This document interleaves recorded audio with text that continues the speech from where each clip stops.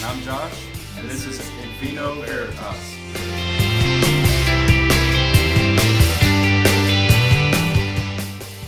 Hey guys, welcome back to episode 2 of Vino Veritas. We are your hosts, Josh and Matt. And Matt, go ahead and tell them about the wine we're actually drinking tonight. All right, so we got another one from nakedwines.com called The Butterfly Effect.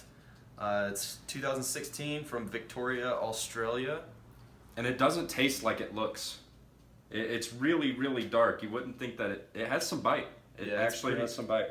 It's pretty tasty. Oh, and then this cool little gizmo on the top. If you guys are wondering why my wine bottle looks so weird, it's from a company called Houdini, and it aerates your wine as you pour it instead of having to leave it open and just waiting. So. And nakedwines.com is really great because it costs about $40. What is it? $40 a month? $40. $40 a month, and you got what, 13 bottles of wine in that box? So they send you a box for $40. You get about 13 bottles of wine. If you don't like one of the bottles, all you have to do is send it back. They pay the shipping and everything, and they'll give you one you like. Yeah. So pretty great. Go to nakedwines.com and check them out. And if you don't use that $40, whatever you don't spend in that month goes into what they call your wine piggy bank, and you can spend it at any time. Yeah. And so just to get into the video, man, we've been asking a lot of questions on Facebook. We asked people, what are some good life questions you wanted answered? And we answered a lot of them last episode. Our buddy Jeff gave us a lot. And so Hannah actually asked another question that I wanted to hit on. This was a great question. She said, why do people in our generation give up on love quicker? I work at a funeral home editing obituaries, and most of our loved ones have been married to the same person for 60 plus years. Now everyone is divorced. When did that change, and why do you think? I'm going to let you take that at first. Okay.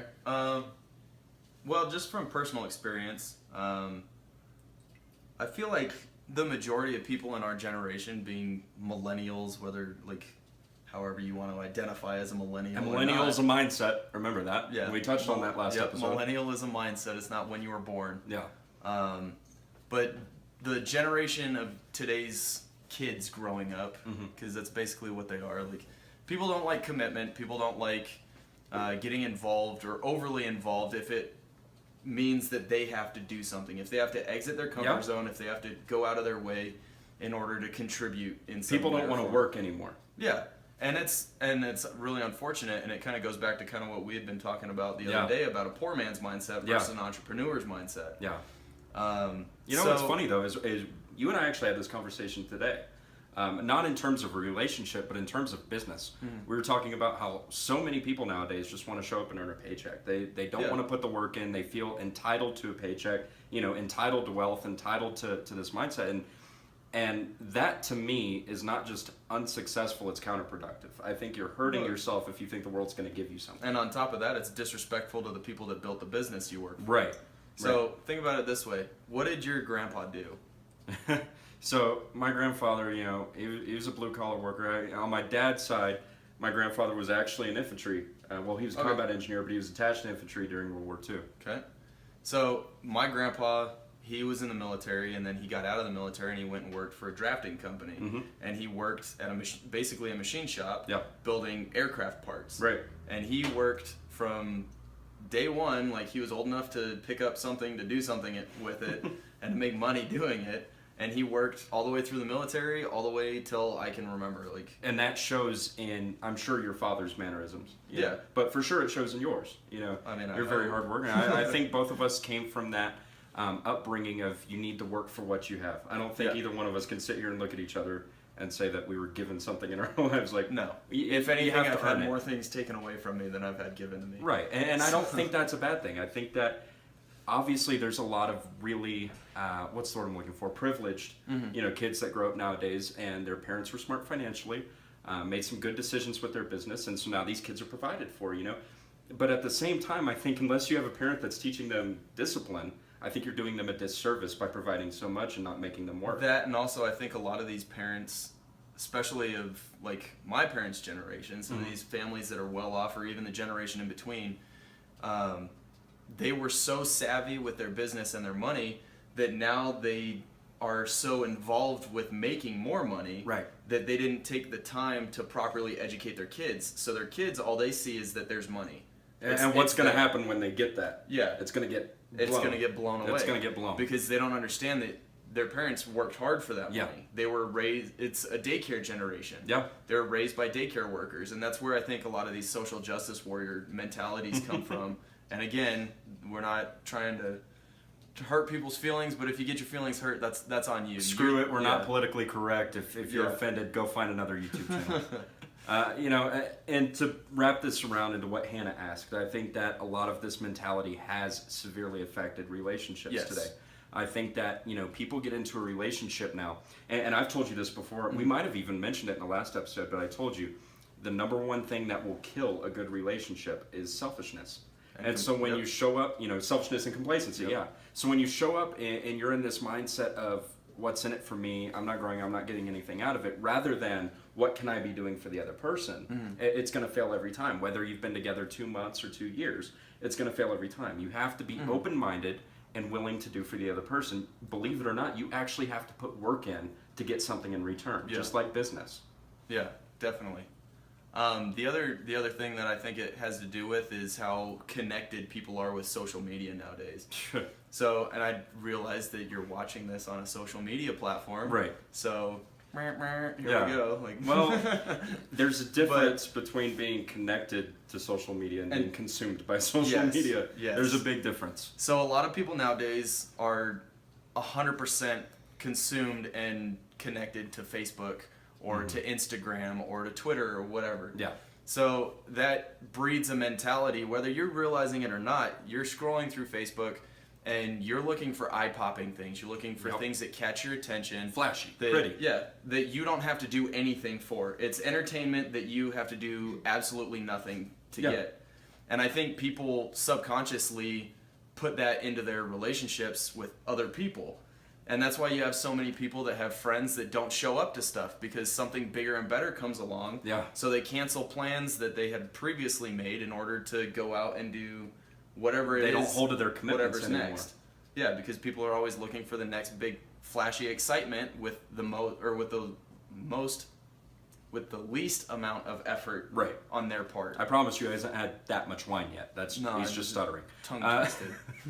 And something I know you and I have talked about is that we come from a very different generation. Obviously our grandfathers, who we mentioned, came from the generation of when something's broke, you fix it. You don't give up, you don't throw it away, you fix it, and you make it work again, because that's what you do when you make a commitment. And nowadays, like you said, everyone's looking for the next flashy thing, the next good thing. So when something bad happens, their mentality isn't, what can I do to fix this and make it better? Their mentality is, there's so many other things I can have that are so easy. I don't have to bother with this. I can go get something else. I don't have to put up with this because there's something easy right around the corner. And if you want to be politically correct in 2017, that's fine, right? Like, this isn't something that's meant for women, right? And it's not something that's meant for men. This isn't something that favors one gender over the other. This is something where selfishness sees no gender, and selfishness is just selfish at the end of the day. And if you're not putting the work in, well, guess what? Your ass is going to be out of luck. Yeah, and it's really unfortunate. And I've been through this in my own relationships. I'm divorced, and I've got 2 kids, and at that point, when you get to that point in your life, it's no longer about you as a person necessarily. It's about what's best for your family. It's about what's best for your kids. And even though I'm not insanely concerned about what's best for my ex, I still take her into consideration on a lesser scale because she has a lot to do with my kids and what I do to her. But you still care enough to involve her. Yeah. Yeah. And I don't mean to kiss your ass too much here. Okay, but what I will say is that not on video. Come on, that's in private. Later. Something I might have jokingly told you several times, which I'm sure several people in our line of work have, is that you shouldn't reproduce. Oh yeah. I've been told that a million times. No, I love my kids, but they ruined my life. Well, in all seriousness, all jokes aside, I want to say, without kissing your ass too much, that I wish that was the example more fathers were setting, and that I wish more fathers were setting the example that just because you're separated, just because you're going through a hardship, doesn't mean that disrespect is necessary to the other party. You can still be cordial. You can still do what's best for the children. So many people nowadays use children as leverage. They use them as ammunition for their problems. They don't want to deal with their problem, so let me throw my kid at you, And I'm not trying to say every divorced couple, rolls this way. My mom, she's been divorced and remarried, and her ex-husband is still a very big part of our lives. Growing up, when my dad walked out, I called him substitute dad because he helped take care of me. I didn't know any better, and he's still a big part of my life. I consider him to be a second father to me. So I think it's one of those, like we were saying, a mindset. Right, where you can either have the mindset of I'm going to be a shitbag and I'm going to use my kids and their sorrows to handle their problems, which I've been a divorced child, okay, at a young age. I can tell you firsthand the damage that does to children. Or you can decide you can man up or woman up or binary or whatever you want. I don't care. Cat person, right? Like you can own up to your responsibility to those kids, and you can realize again, putting selfishness aside, that this isn't about you, that there's a bigger picture. But if you don't realize that, you're screwing yourself, you're screwing your kids, you're screwing the whole situation, and you're not setting the example they need. So honestly, hats off to you for being that. Well, I try. I know I've had my situations where I've faltered from that path, and I've said things that I probably shouldn't have. But we all have.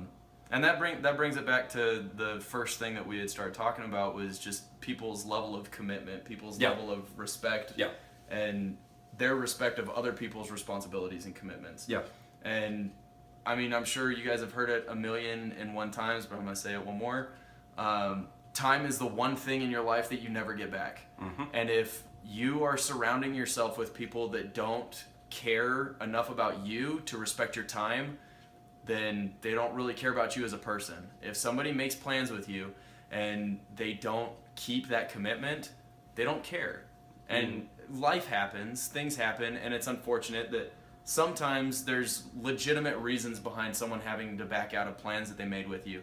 But if there's a legitimate reason, they will give you a legitimate reason. They won't just be like, "Oh, I'm too tired." Like, and what's funny, Matt, is this exact thing he just said. Him and I just encountered. What was it, Thursday? Yeah. So Thursday, I had, and watch out, shots are about to be fired because I'm about to call these two dudes out. I won't give names, but if they watch this, they'll know who they are, and I'm about to call them out. These two guys, one of them called me Thursday morning. He said, "Hey, are you still going to be at the office this evening? I would love to come in and have a meeting with you and do an interview with you if you're still looking for people for a part-time position." I said, "Absolutely, man, that's fine, come on." And he goes, "Hey, Josh, one more question. I have this friend. He was just laid off. He had some bad stuff happen. Do you think he could come too? Do you think you would have a spot open for him?" I said, "You know what? Why don't both of you come to the office? We'll talk to both of you, set up a one-on-one." And you and I were thinking about hiring these guys as some part-time associates down the road.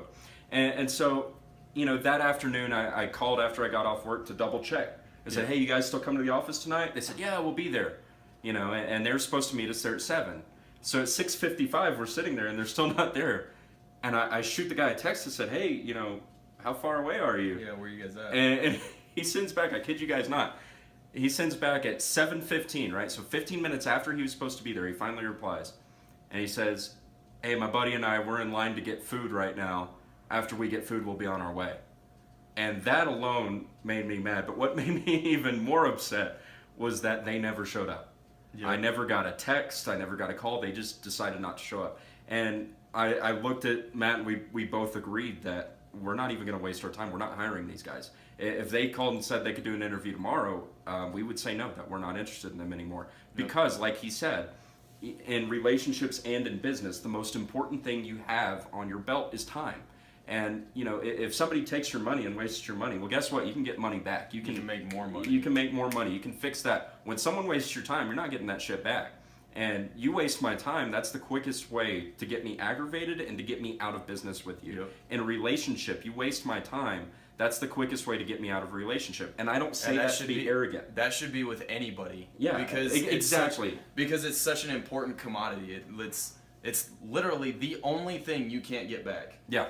You go bald. They have surgeries. You can get hair back. You can get hair back. You can get anything back. You can get anything back. But you can't get time back. They can make you prosthetic limbs. You lose your arm. You can get a new arm, a robotic one. That's I really cool. thought you were about to say they can make you a prostitute. I'm like, no, they can't. I can't Well, I do mean, that. you can make yourself a prostitute. You but can. I don't recommend it, guys. But no, it's and what I was it's saying frowned though about upon in a lot of places. what I was saying when I said that if I'm in a relationship and the girl wastes my time, that's the quickest way to get me out of the relationship. That's not for me to be cocky. That's not to say that I'm so good you're not going to waste my time. Like I'm all this. I'm top dog. It's not that. I think every single person should have those same exact standards for themselves. Because let's face it, guys, if you're in a relationship and you're not growing, you're wasting your time.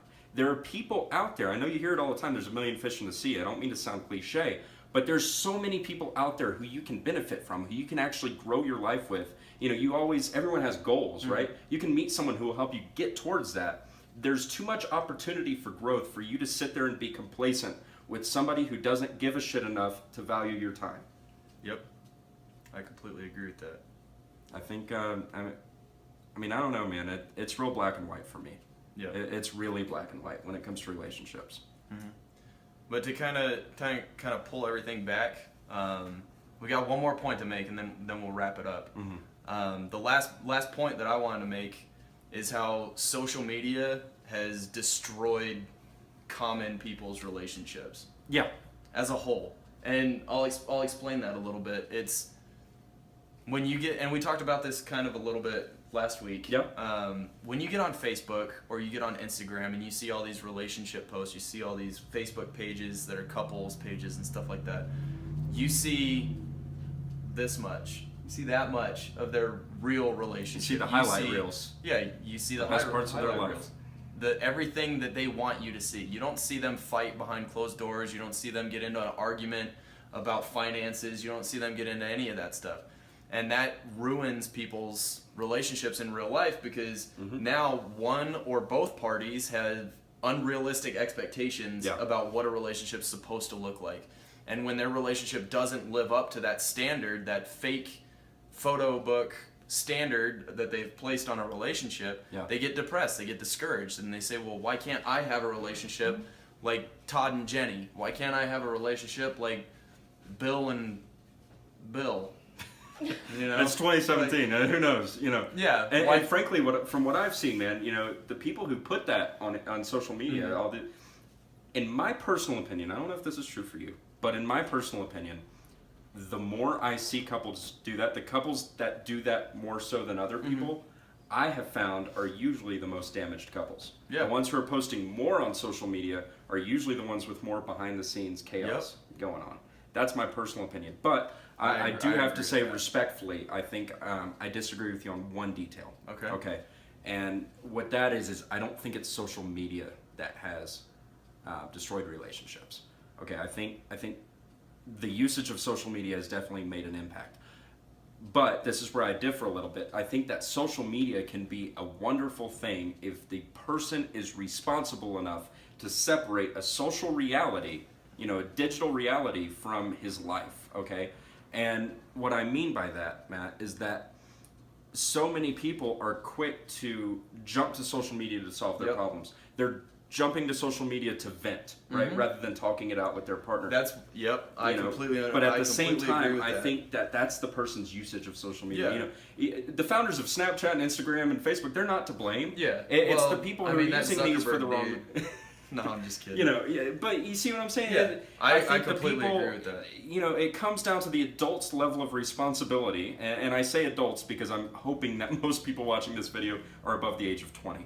Okay, at least. So young adults. But regardless, adults should have the level of responsibility when they're in a fight with their significant other, their spouse, boyfriend, girlfriend, whoever, to turn that shit off and talk about their problems with that person, not bring other people into it, but sort their issues out. There have been a lot of fights that I didn't know I was having with my significant other. That you found out about. I found out about over social media. So I completely agree with that. I've been there. And that's really unfortunate. It's frustrating on the recipient's part. Yeah. And I really feel like it's a cop out. Yeah. Because, and at the same time, like, your relationship could be really, really, like, going really well with this person. And then you guys have one fight, and because social media, that person doesn't understand how to communicate properly, or doesn't care to communicate properly, or doesn't take the time or whatever, they post it on social media, and now It blows up. People get involved, and everybody across Facebook has an opinion Yeah. about what they should do. Oh, he's terrible for you. Just leave him. yeah, Like, you're basing somebody that's never met you before. Yeah, You're basing your opinion off of one argument that we had, and that's garbage. and what I like to say, man, and I know you'll agree with me. There's three sides to every story. There's your side. There's her side. There's the truth. You Yeah. know? And Which the fact of the typically matter isn't is, the dude's side. yeah. Shout out to the girls. Yeah. Well, the truth is though, nobody on social media will know the truth. They're gonna know Yep. one of your sides. So they'll know your side. You know, if I saw you in a fight, not saying this is something I would do, but as an example, I saw you in a fight on social media, I'd be like, man, dude, you're a killer, you're a stud, bro. Dump her. Like, I'm white, but that's what like was this? in my mind. That's what's going.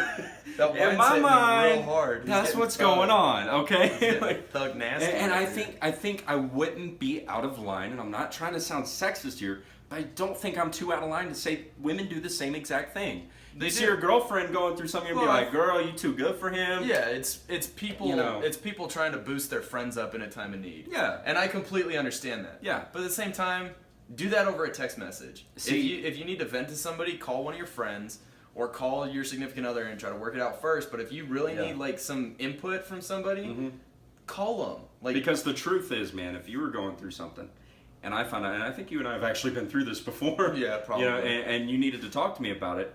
My response to you wouldn't be, dump her, do this, do this. My response to you would be, I'm here if you need to talk. Yeah. I know you'll do the right thing. Yeah, and I'm let's going to back come out of over. it because it's not my fight. Yeah. And to me, that's disrespectful to you for me to tell you that I know what's best for your life. Yeah. The truth is, I'm not God, right? I don't even know what's best for my life. Yeah, and I can't make that decision for you. Yeah. You know. So Hannah, I don't know what to say other than I hope that answered your question. Yeah. Obviously, we can't hit on everything. You know, we're just two dudes with some wine, but I think we can make a start.